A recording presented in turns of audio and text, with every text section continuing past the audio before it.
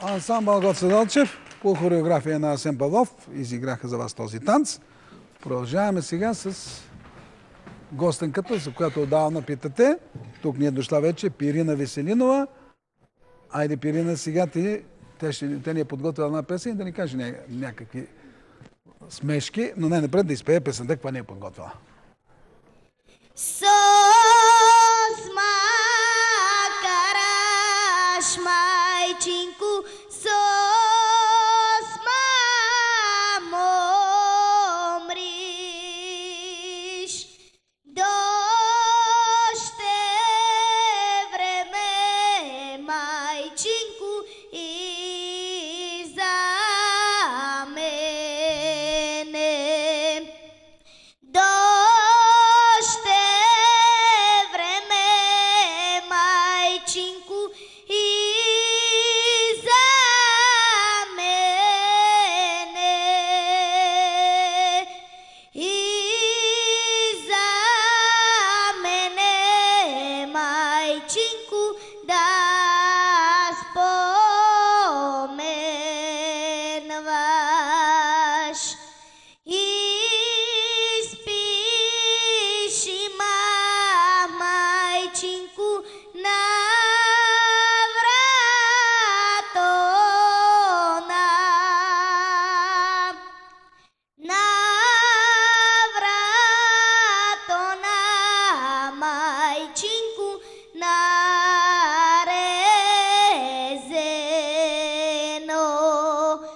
Колчем врата, майчинку, да я отвориш. Все за мене, майчинку, да споменваш.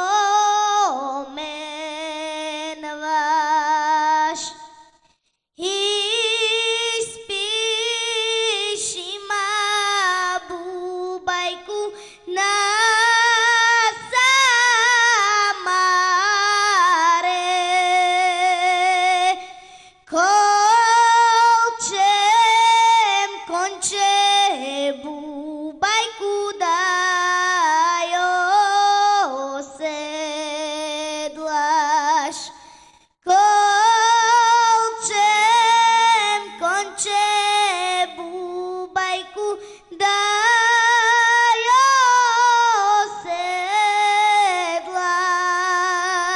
оседлаш. Все за мене, бубайку, да споменваш.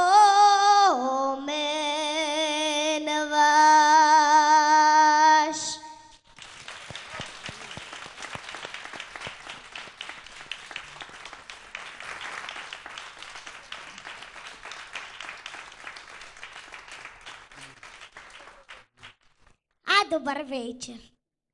Сега какви клюки ще ви разкажем.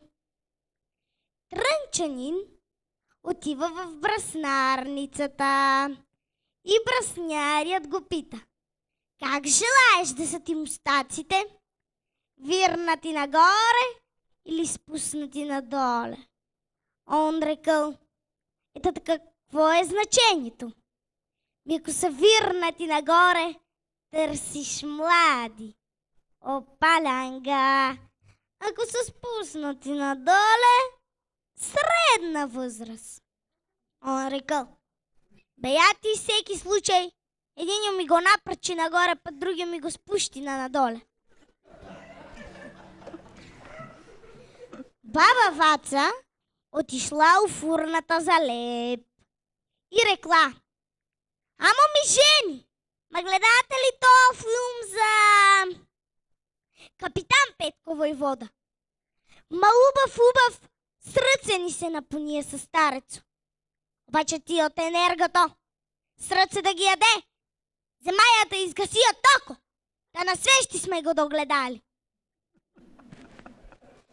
Трънчанка стяга децата си за събор и казва: айдете, деца, закъснемо за събор. Едно от децата се обажда и казва: мамо, ма нема ли да ю чекаме и тато? Сред се да го яде бащу ви. И ако го бех него чекала и вас да ви немаше.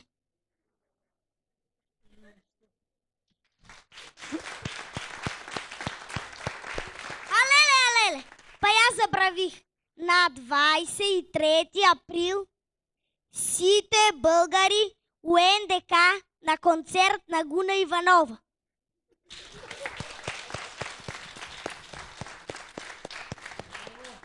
Ирина Веселинова. Сега, уважаеми зрители, по това време знаете, че следва малко реклама и след това продължаваме с разказите на нашия гост за рода Чалъковци. Моля, картина в студиото.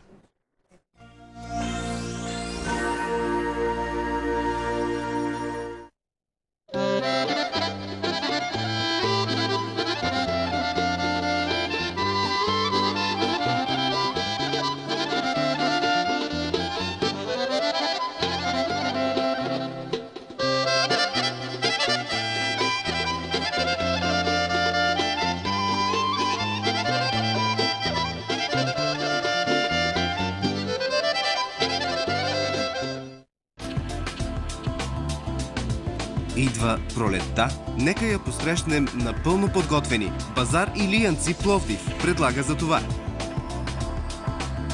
Всички видове мъжки, дамски, детски и бебешки облекла.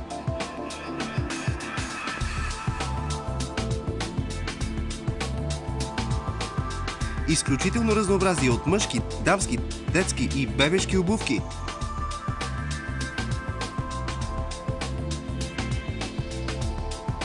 Невероятен избор от мъжки, дамски, детски и бебешки трикотаж, бельо, чорапи и чорапогащи. Сребърна и масова бижутерия, часовници, изкуствени цветя, подаръци и сувенири. Всякакви образователни и занимателни детски играчки. Парфюмерия и козметика. Спално бельо и покривки. Неповторим избор от чанти и куфари. И всичко това на изключително шок цени, каквито само Базар Илиянци Пловдив предлага.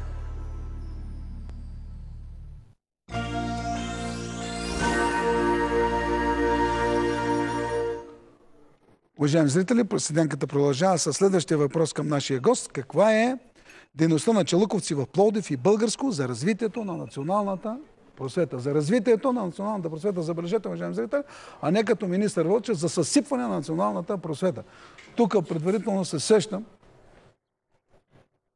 и бих ви препоръчал да внимавате кой в Народното събрание сега ще подкрепи този идиотски проект закон на министър Вълчев и направете така, че той и партията му да гледат парламента през крив макарон.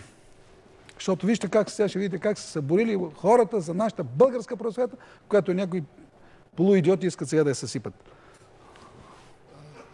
Ще ми се да започна с думите на Йоаким Груев, който рисувайки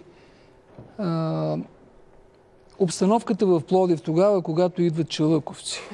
Несъмнено най-богатите българи, несъмнено най-влиятелните българи, те идват в един град в началото на 19 век, който има чисто гръцки облик като християнски център. Един град, в който всички се гърчеят. И Йоаким Груев пише следното. В Пловдив било угаснало съзнанието за българската народност. По църквите се четяло на гръцки, по училищата се учило на гръцки, в обществото се говорило на гръцки. Всеки добър гражданин, за да бъде почитан от владиката, трябвало да бъде грък и да мрази дебелоглавите българи, даже и своите родители и роднини. Българинът бил чужденец, изгубен в бащиното си огнище. Сега аз не бих искал да правя някакви големи сравнения, но не виждам министър Вълчев да е изгубен в бащиното си огнище, т.е. бащиното огнище има и загубено за него, но това е вече друга тема, която... в момента. Да, и той иска да го имаме погони. бащино огнище, разпалян огъня, български език, той нашия тръгнал, нашия да се прави на умен, явно в услуга на някой там, кой знае колко му платили някой, за да забранява, да не бъде задължителен български език. Когато чалъковци идват в Пловдив, има изключително много примери на това как най-лесно можеш да продадеш българския си род, може да продадеш срещу гръцки сребърници българското си име и не само да се преименуваш, но и оттам нататък да станеш яростен гракоманин. Всички тези гракомански фамилии в Пловдив, на Гюмюш Кирган, Куюмджилоглу, водят своето начало от българи, било то от Пещера, от село Бойково или от Брацигово или от някои други родопски или средногорски селища. Но в крайна сметка техните потомци стават едни от най-изявените гракомани. Какво правят чалъковци в противовес на тази тенденция? Когато в края на 20-те години се утвърждава като един от най-богатите българи, Вълко Чорбаджи или големи Вълко Чалъков започва да се именува Филипополски градоначалник. По това време вече даже официалната кореспонденция на османската власт в Цариград, даже и на Цариградската патриаршия до Пловдив, най-напред е изпращана при него, за да се види неговата реакция, за да се види той по какъв начин ще действа. И в тази обстановка той започва реализацията на една програма за българска просвета, за българска култура, във времето, в което това се счита за ерес. Едно негово писмо от април 1834 година звучи така. Разбрах, че от Габрово няма да се разсее учение, за да ползват Българията. Но да дойде на Филибе, тогава ще покажем и ние милост на наша бедна България. Ще възблагодариме отеца Неофита и той ще ни възблагодари. Ученици ще се заемат от всеки български град по 2-3 момчета, които са достойни. Това е една цялостна програма, която се реализира през следващите години. Вълко Чалъков разбира, че Габровското училище няма да може да изпълни тази идея за общобългарска просвета и тогава кани Неофит Рилски в Пловдив, с неговата финансова може да му осигури от всяко българско селище да се вземат 2-3 най-достойните момчета, Будните деца. най-будните деца, които да си учат и които после да бъдат учители по цяло българско. Това е неговата програма, която той реализира през следващите 10 години, а неговите наследници реализират и във времето до освобождението. Тогава се създава една обстановка, която Иречек по много интересен начин обрисува. След Отринския мир през 1829 година в Пловдив се образува особена класа. Християнски първенци, главно бегликчии от Копривщица и техни потомци, второ и трето поколение, които се държат високо над останалото население и имат свои закрилени плебеи, както патрициите в Древния Рим. Иречек, министъра на просветата или на образованието в България след освобождението, го е казал. Каква е идеята на Вълко Чалъков, на неговия брат Стоян Чалъков, на чалъковци въобще за тази просвета? С две думи казано, те постепенно започват превземането отвътре на тези гръцки институции в Пловдив, които са разсадници на грацизма, на елинизма, и постепенно по този начин те успяват да реализират своята програма. През 1828 година Вълко Чалъков вика и плаща заплатата на доктор Иван Силимински за главен учител на гръцкото училище в Пловдив. Българин, един от най-учените хора в тогава. През 1833 година по негово искане и с негови средства Най-способните коприщински ученици Стоян Чомаков, Найден Геров, Христо Пуликов, Груйо Манев са изпратени в Пловдив да учат в гръцкото училище.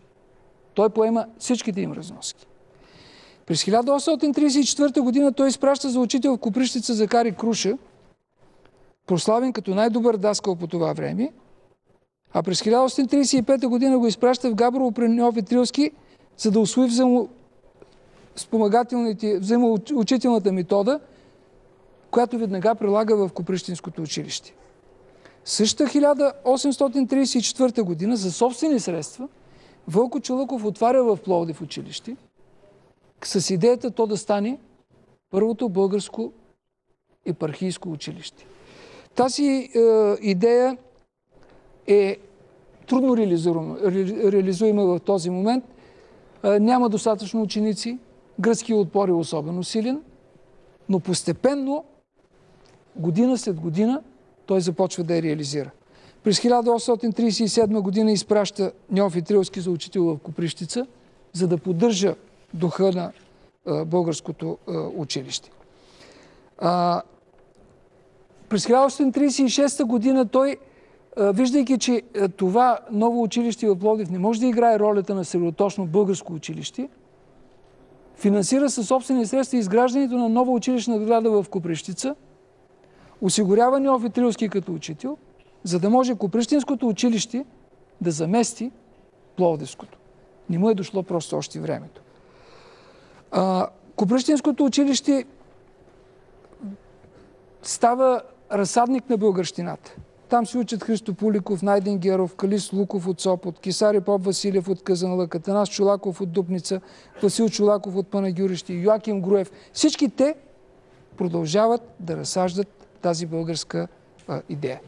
След смъртта на Вълко Чолъков, неговото дело се продължава от неговия брат Стоян Чолъков, големи Стоян, който през 1846 година отново подхваща идеята за българското училище, обединява всички българи в Пловдив, за да съберат пари и да започнат строителството на нова сграда.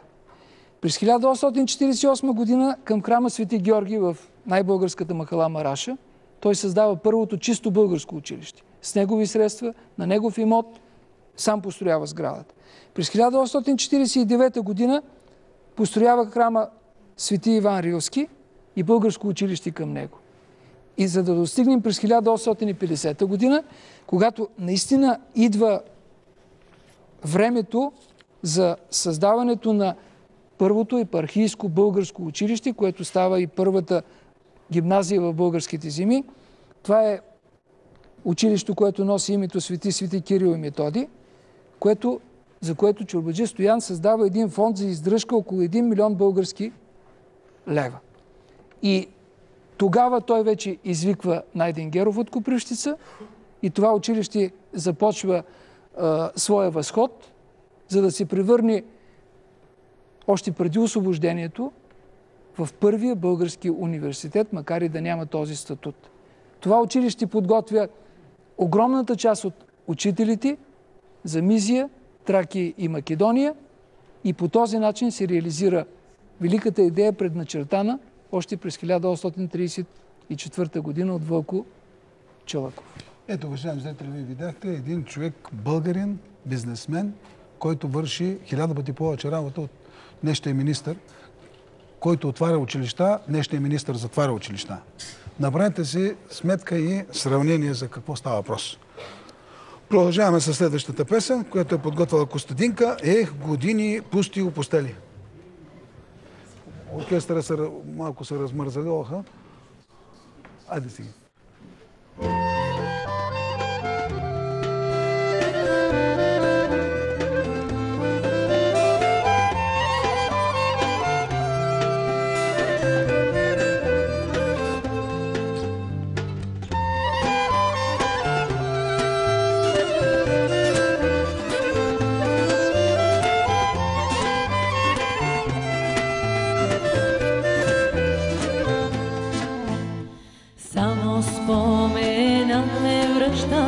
Бащината къща и мечтая в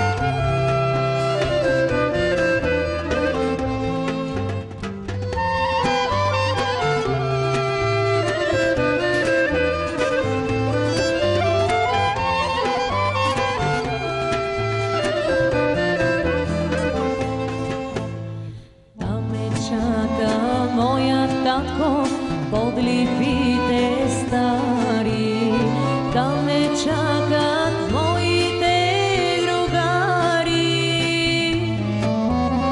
В душата ми отеква песен на гадука.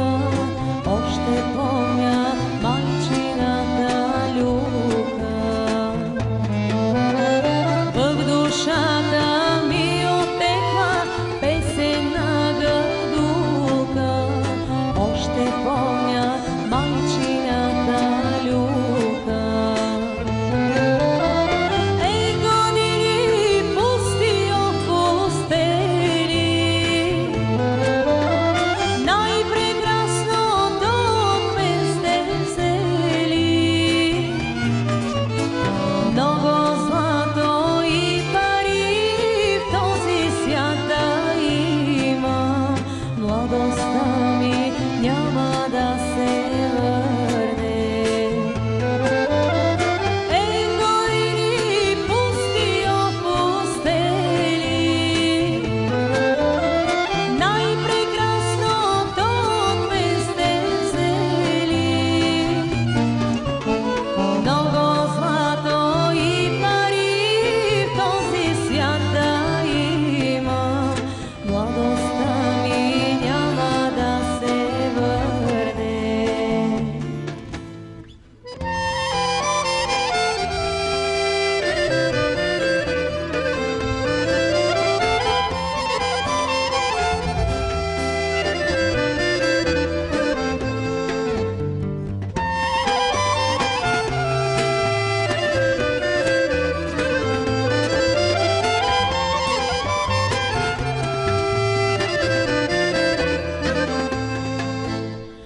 Помня как долитат рано щъркели на пролет и на Бога от сърце се моля.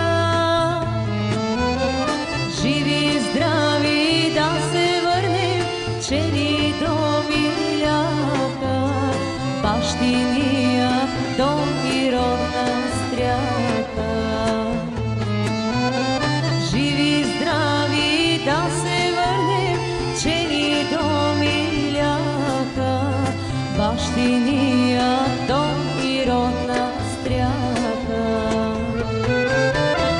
Ей, години пусти опустели, най-прекрасното от мен сте взели. Много злато и пари в този свят да има, младостта ми няма да се върне. Ей, години пусти опустели, най-прекрасното от мен сте взели. Много злато и пари в този свят да има, младостта ми няма да се върне. Костадинка Танчева. И сега по време на професор Кочев. Заповядай, професоре. Че виж какви министри се навъдиха. В миналото предаване стана дума за това, че е излязла една книжка. Това е българската политика спрямо Македония. И би трябвало, естествено, нашето предаване да вземе отношение към качествата на тази книга, вън от всяко съмнение, че книгата е нужна, ценна, появила се е на време, точно тогава, когато се разглежда въпроса за Македония. И естествено България ще подкрепи Македония, както и я подкрепи в Букурещ, но на висок глас, успоредно с това, трябва да се кажат някои неща, за това, защото досега гордо, но наивно мълчахме. Съчетанието е странно, затова, защото мълчанието не винаги е злато. Тоест, ценността на книгата се състои в това, че си казваме истините такива каквито са и някои не до там ги завуалираме и за това ще стане дума след малко, но ако трябва да формулираме основните положения, то те биха могли последният начин да бъдат групирани. В книгата, разбира се. Искам да кажа също така, че книгата е и адаптирана успоредно с това на скопския вариант на български език. Българската политика спрямо Република Македония.